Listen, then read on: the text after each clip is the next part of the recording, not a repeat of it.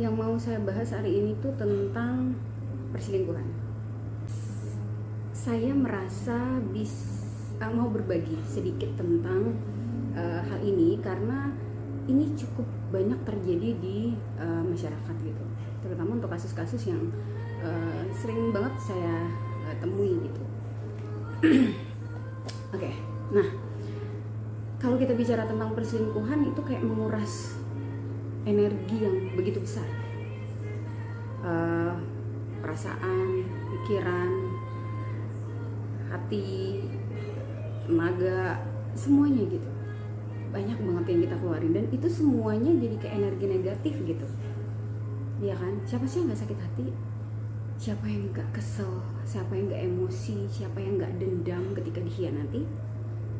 Oke. Saya rasa semua orang di dunia ini akan merasakan hal yang sama. Jadi kalau ada yang mengatakan bahwa nggak ngefek buat saya nggak apa-apa tuh diselingkuhin, saya nggak apa-apa tuh dikhianatin, ada yang salah dari cara dia berhubungan dengan seseorang.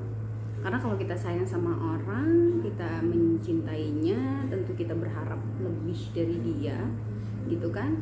Terus kemudian punya harapan-harapan, punya impian, terus tiba-tiba dipatahkan begitu saja, dikecewakan begitu saja, tentu sakit.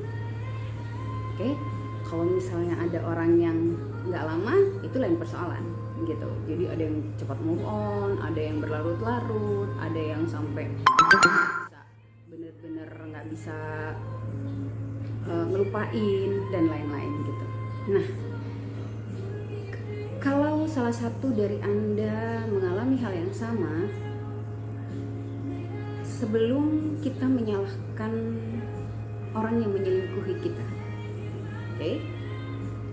Sebelum kita menyalahkan si tukang selingkuh, gitu, atau yang melakukan perselingkuhan, ada baiknya kita berpikir ke dalam dulu, berpikir kembali, dan kita lihat dulu ke dalam, lihat ke diri kita, kembali ke yang kemarin-kemarin, apa yang sudah kita lakukan. Oke? Pasti kamu mau meminta aku koreksi diri ya, Mei. Mungkin salah satu dari kalian akan bilang begitu gitu kan, akan mengatakan itu gitu. Terus itu kan jadi kayak aku jadi nyalahin diri aku sendiri dong. Jadi bukan nyalahin dia gitu kan. Enggak, sama sekali enggak. Aku minta Anda ke dalam, aku minta Anda untuk flashback lagi kembali ke kemarin-kemarin. Itu semata-mata bukan untuk menyalahkan diri Anda sendiri, tapi untuk melihat area pertempuran emosi yang terjadi di dalam diri kita. Ambil kertas dan tuliskan apa kelemahan dan kekurangan Anda selama bersama dia.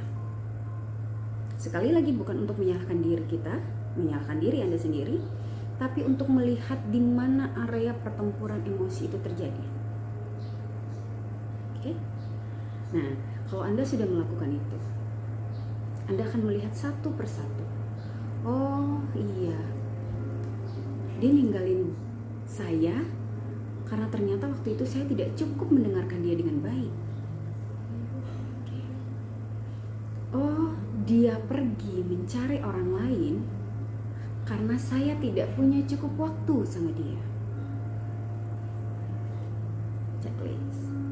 Oh, pantas aja dia dapat orang lain yang dia ngerasa lebih nyaman ketimbang saya karena saya sibuk dengan diri saya sendiri. Saya terlalu egois.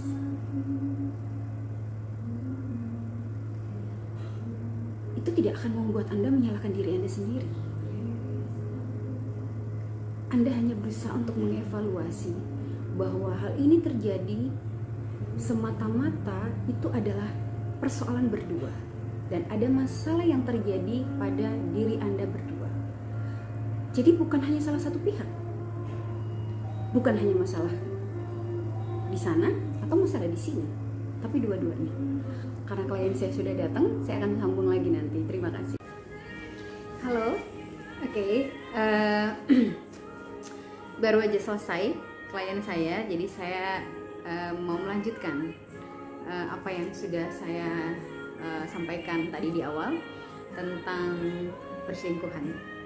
Oke, nah setelah kita menyadari, setelah Anda menyadari bahwa oh iya, dia melakukan ini karena sebab apa? Tadi kan kita udah bahas satu-satu ya, gitu. Nah,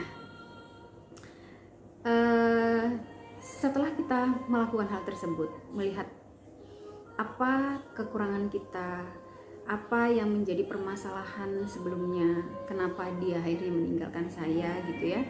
Nah, itu bisa membuat Anda sadar bahwa perselingkuhan terjadi itu memang karena Anda juga punya andil dalam hal tersebut. Jadi bukan semata-mata pasangan saja gitu. Tentu kita juga punya andil yang sama besarnya. Oke, nah harapan saya adalah kita semua melihat ke dalam dulu. Apa sih yang terjadi? Kenapa bisa seperti sekarang gitu? Nah, harusnya kita bersyukur.